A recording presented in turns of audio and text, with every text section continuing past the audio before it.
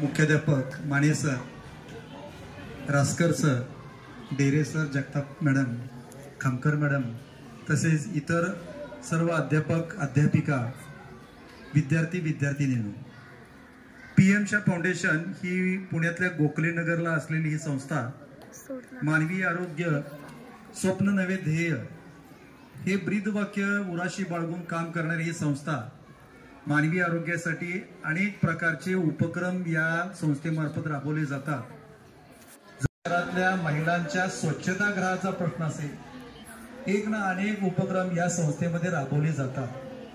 Doctor तुमच्या भेटीसाठी हा कार्यक्रम दर महिन्याच्या शेवटच्या शनिवारी गोखले नगरला वर्धमान चॅरिटेबल ट्रस्टच्या सभागृहामध्ये आयोजित केला जातो. पुणे शहरातले प्रचंड नागरिक किंवा मोठ्या प्रमाणात नागरिक या उपक्रमामध्ये सहभागी झालेले असतात. आणि मॅडमनी सांगितल्याप्रमाणे दरवर्षी डिसेंबर महिन्यामध्ये आरोग्य चित्रपट महोत्सवाचं आयोजन केलं जातं. या महोत्सवामध्ये देश विदेशातले चित्रपट सहभागी झालेले असतात. परंतु यावर्षी हा कार्यक्रम डिसेंबरमध्ये थिएटर न मिळाल्यामुळं तो फेब्रुवारीमध्ये घ्यावा लागला आणि तो फेब्रुवारीमध्ये ज्यावेळेस आयोजित केला त्यावेळेस तुम्ही सर्व लोक त्या ठिकाणी आलेला होता. या ठिकाणी हा कार्यक्रम जो आहे, या कार्यक्रमामध्ये ज्या फिल्म दाखवल्या जातात त्या अतिशय निवडक आणि त्या हृदयाला स्पर्श करणाऱ्या अशा चित्रपट त्या ठिकाणी दाखवले जातात. विद्यार्थी मित्रांनो, शालेय विद्यार्थ्यांसाठी ही संस्था जे काम करते त्याची सुरुवात 2005 आणि 6 साली झाली. या 2005 आणि 6 साली जी सुरुवात झाली त्यावेळेस सुद्धा मी या संस्थेमध्ये त्या उपक्रमामध्ये काम करत होतो. तो कार्यक्रम होता एका महाभयंकर अशा रोगावरती की प्रामुख्यानं आता कोरोनाची साथ 2020च्या 19-20च्या दरम्यान आली आणि त्यावेळेस काय स्थिती झाली आपल्याला माहित आहे. त्याच्यापेक्षाही भयानक स्थिती त्या रोगाच्या विषयी होती.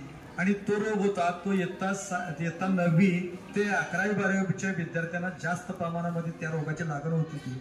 आणि त्या रोगाचा शेवट हा मृत्यूमध्ये होता. अजूनही त्या रोगाचा शेवट हा मृत्यूमध्ये होतो. तो रोग आहे एड्स. आणि या एड्स रोगाची प्रामुख्यानं कशी लक्षणं असतात, प्रसार कसा होतो या संदर्भात विद्यार्थ्यांना सजग करण्यासाठी हा कार्यक्रम पुणे शहरातल्या निवडक 750 शाळांच्या पर्यंत या संस्थेने पोहोचवलेला होता. त्याच्यानंतर अलीकडच्या काळामध्ये या विद्यार्थ्यांसाठी, शालेय विद्यार्थ्यांसाठी काहीतरी कार्यक्रम असावा या दृष्टीनं संस्थेनं पुणे शहरातल्या निवडक अशा 100 शाळांचा सर्वे केला की त्या शाळांच्या मध्ये असणारी पिण्याच्या पाण्याची व्यवस्था, त्या ठिकाणी असणारी स्वच्छता, त्याचबरोबर त्या शाळेमधली स्वच्छतागृहांची स्वच्छता याचा आढावा घेतला. त्यावेळेस लक्षात आलं की पुणे शहरातली एकही शाळा परिपूर्ण नाही. आणि मग भारतीय राज्यघटना जी डॉक्टर आंबेडकरांनी लिहिलेली आहे त्याच्यामधलं 21 कलम असं लिहिलेलं आहे की प्रत्येक शाळेमध्ये विद्यार्थ्याला स्वच्छ असं स्वच्छतागृह मिळालं पाहिजे, परिपूर्ण सुविधानुसार पिण्याचं शुद्ध पाणी पुरेसं मिळालं पाहिजे, सर्व परिसर स्वच्छ असला पाहिजे आणि या ज्या सुविधा ज्या शाळेने दिलेल्या आहेत त्या योग्य पद्धतीनं वापरण्याचा किंवा योग्य पद्धतीनं त्या जतन करण्याची जबाबदारी ही विद्यार्थ्यावरती आहे. आणि म्हणून विद्यार्थ्यांना जागृत करण्याच्या दृष्टीनं या ठिकाणी हा उपक्रम गेले 12 वर्ष पुणे शहरातल्या विविध शाळांच्या मध्ये राबवला जातो. दर 2 वर्षानंतर ही शाळा बदलल्या जातात आणि नवीन शाळांचा यामध्ये अंतर्भाव केला जातो. या वर्षी तुमच्या शाळेमध्ये हा उपक्रम राबवला गेला. या उपक्रमामध्ये 7वी अ चा वर्ग सुरुवातीला सहभागी झालेला होता आणि नंतर 7वी ब चे विद्यार्थी त्यामध्ये आपण सहभागी करून घेतलेले होते.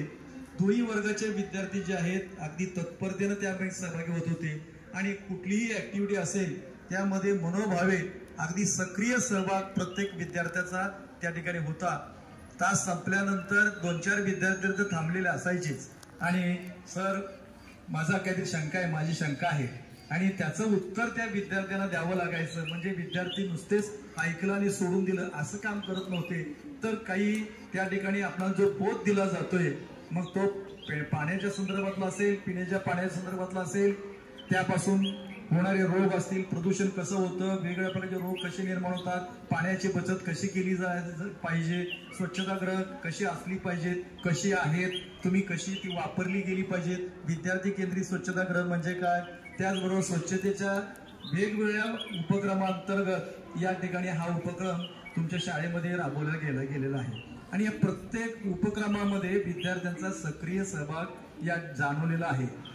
त्या ठिकाणी या उपक्रमामध्ये विद्यार्थ्यांसाठी निबंध स्पर्धा, चित्रकला स्पर्धांचं आयोजन केलं होतं। त्याची बक्षिसं आत्ताच तुम्हाला दिलेली आहेत। जे राहिलेले विद्यार्थी आहेत त्यांनी नाराज व्हायचं नाही, कारण स्पर्धा म्हणल्यानंतर कोणाचा तरी नंबर येणार, कुणाला तरी टाळ्या वाजवाव्या लागणार, परंतु आपण सचोटीने जर या मध्ये तयारीत राहिलो तर या वर्षी नंबर आला, पण पुढच्या वर्षी निश्चित तुमचा नंबर येऊ शकतो। मात्र त्यासाठी तुमची तयारी ही अगदी कंटिन्यू असली पाहिजे आणि तुम्ही सक्रिय त्यामध्ये असणं गरजेचं आहे।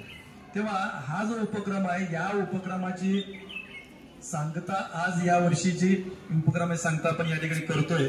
मात्र या ठिकाणी सांगता करत असताना मला अतिशय आनंद होतोय की तुमच्या शाळेचे जे मुख्याध्यापक आहेत दर तासाला आल्यानंतर पहिल्यांदा मला विचारत असत की सर तुम्हाला काय आमच्याकडून कमतरता जाणवते का? जर कमतरता जाणवत असेल तर ताबडतोब सांगा, ती पूर्तता आम्ही करून घेऊ।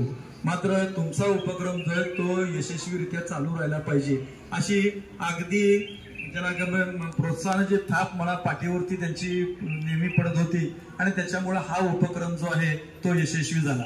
हा उपक्रम जो आहे तो यशस्वी करण्या पाठीमागे आणखी काय अदृश्य अशा शक्ती आहेत, त्याबरोबरच तुमच्या या उपक्रमाच्या संपर्क शिक्षिका ज्या आहेत त्या खामकर मॅडम यांनी तत्परतेनं सर्व ज्या गोष्टी हव्या आहेत किंवा फीडबॅक फॉर्म, आता मी इथं काय शिकवलेलं आहे विद्यार्थ्यांना ते संस्थेपर्यंत पोहोचवण्याची जबाबदारी त्यांच्याकडे होती। त्यांच्या मोबाईलवरती एक फॉर्म येत होता, तो फॉर्म ते भरायचा आणि त्याचा रिमार्क द्यायचा कसा तास झाला आणि तो फॉर्म ते संस्था ऑफिसमध्ये जात होता। तत्काळ प्रामुख्याने त्यांनी ही जबाबदारी स्वीकारली आणि प्रामुख्याने तिची पूर्तता जी आहे अगदी सक्रियतेने त्यांनी केली। या ठिकाणी हा उपक्रम आपल्या शाळेमध्ये सुरू करण्याची पहिली जी प्राथमिक बोलणी होती ती मी डेरे सरांच्या बरोबर केली। डेरे सरांना म्हणलं की अशा प्रकारचा उपक्रम आहे आणि हा तुमच्या विद्यालयामध्ये आपण राबवायचा विचार करतोय। डेरे सरांनी सांगितलं की आमचे मुख्याध्यापक जे आहेत ते अतिशय सक्रिय आहेत आणि त्यामुळं हा उपक्रम निश्चित प्रकारे आपल्या शाळेमध्ये आपण राबवूया आणि वर्षभर या ठिकाणी त्यांच्याकडून सहकार्य लाभलं। सर्वच अध्यापक, अध्यापिका, चतुर्थ श्रेणी कर्मचारी सर्वांचं सक्रिय सहभाग या ठिकाणी लाभला आणि म्हणून हा उपक्रम या ठिकाणी सक्सेसफुल झाला किंवा यशस्वी झाला। विद्यार्थी मित्रांनो, बाहेरची कुठलीही व्यक्ती एखादी येऊन एखाद्या शाळेमध्ये कुठलाही वर्षभर एखादा उपक्रम